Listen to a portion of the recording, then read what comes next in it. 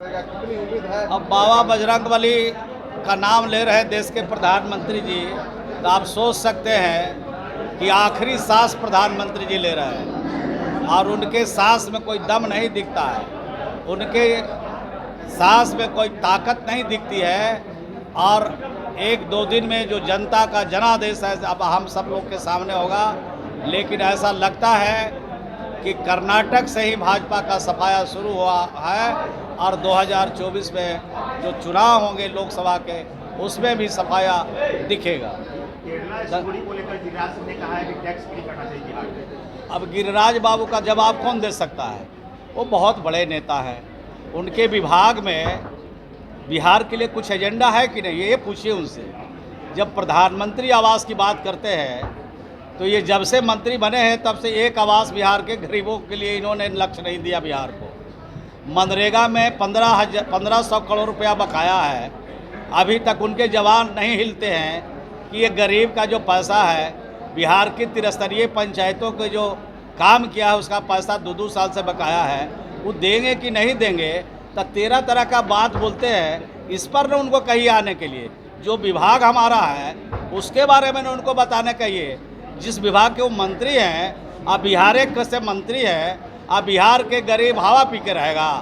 बिहार के गरीब को 2 साल 2018-19 में एक भी लक्ष्य आवास का नहीं मिला और 2022-23 में भी एक लक्ष्य भी नहीं मिला और अभी नया साल शुरू हुआ है, इसमें भी एक लक्ष्य नहीं मिला है। तब प्रधानमंत्री आवास का लक्ष्य कहिए निर्धारित करने के लिए। अब मनरेगा का जो पैसा बकाया है वो कब देंगे, इसके बारे में पत्रकार बंधु अगर आप लोग बिहार के हित में सोचते हैं तो ज़रूर सवाल पूछिएगा।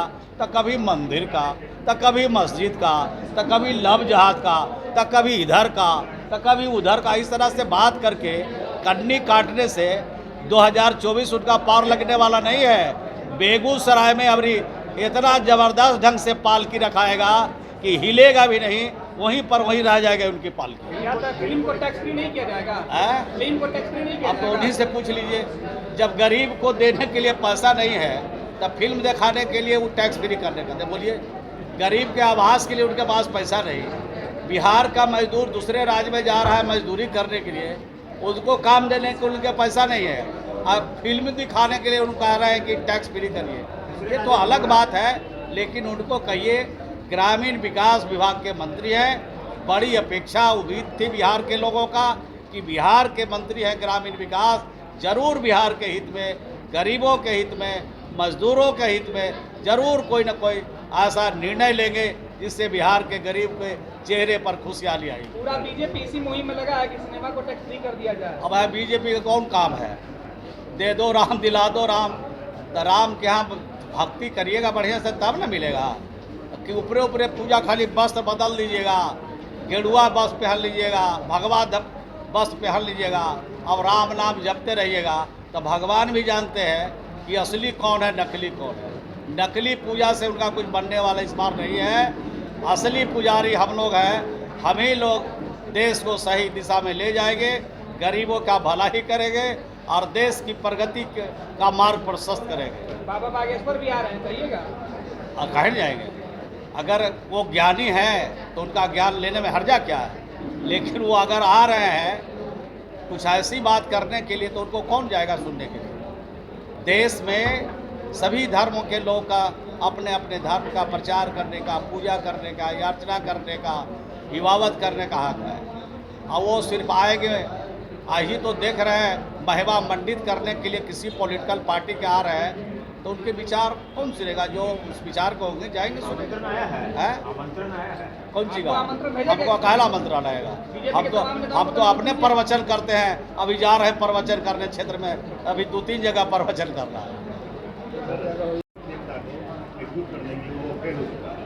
तो आखिर सुशील मोदी जी इतनी घबराहट में क्यों हैं? इतनी बेचैनी और परेशानी उनको क्यों लग रहा है? अगर कुछ नहीं हो रहा है, सब कुछ उनके अनुसार ही हो रहा है, तो आखिर बेचैन और परेशान क्यों है? तो उस बेचैनी का मतलब यही है कि 2024 जो है उनके हाथ से निकलने वाला है।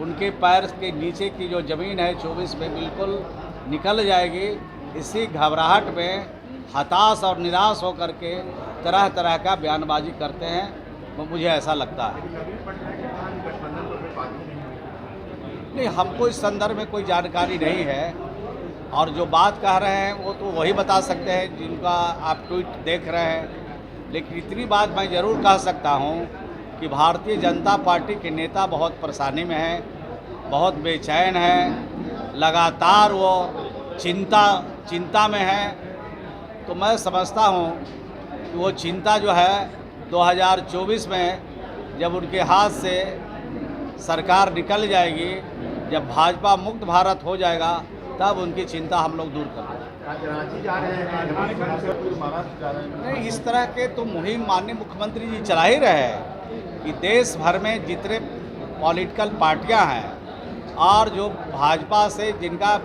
विचार अलग है, जो चाहते हैं कि 24 में भाजपा से भारत को मुक्त कराया जाए, जो चाहते हैं कि महात्मा गांधी के सपने को 100% धरातल पर उतारा जाए, जो चाहते हैं कि बाबा साहब भीमराव अंबेडकर के जो संविधान है उसके हिसाब से काम हो, सभी समान विचारधारा वाली जो पार्टियां हैं, जो नेता हैं, सबको नीतीश कुमार जी एकजुट करने में लगे हैं। इसीलिए तो भाजपा के नेताओं के कभी पेट में दर्द होता है, कभी दिल में दर्द होता है, कभी सर में दर्द होता है, कभी पाँव में दर्द होता है, पूरा शरीर उनका बेचैन है। और 2024 के चुनाव के बाद पूरी बेचैनी और उनकी बढ़ जाएगी।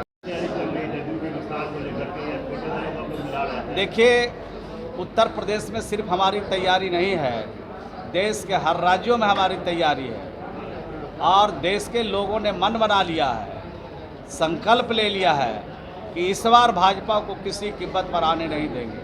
और जितने समान विचारधारा वाले लोग हैं, सब लोग मिलजुल करके इसका मुकाबला करेंगे।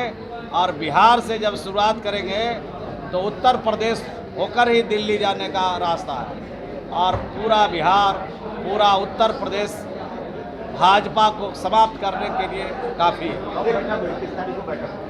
विपक्ष की बैठक होने वाली थी। इस संदर्भ में तो हमारे राष्ट्रीय अध्यक्ष महोदय, बड़े नेता जो है वो बात करेंगे। हम सिर्फ इतना ही बात बता सकते हैं कि आने वाला 2024 भाजपा से मुक्त करने का संकल्प पूरा होगा। एक चर्चा थी कि चुनाव क्या मुख्यमंत्री लड़ेंगे उत्तर प्रदेश की सीट से? चर्चा थी जब समय आएगा तो उसका भी जवाब आपको समय पर देंगे। अभी उसका जवाब देने का समय नहीं है, और जब समय आएगा तो आपको बुला करके, बैठा करके आप इसका जवाब देंगे। कर्नाटक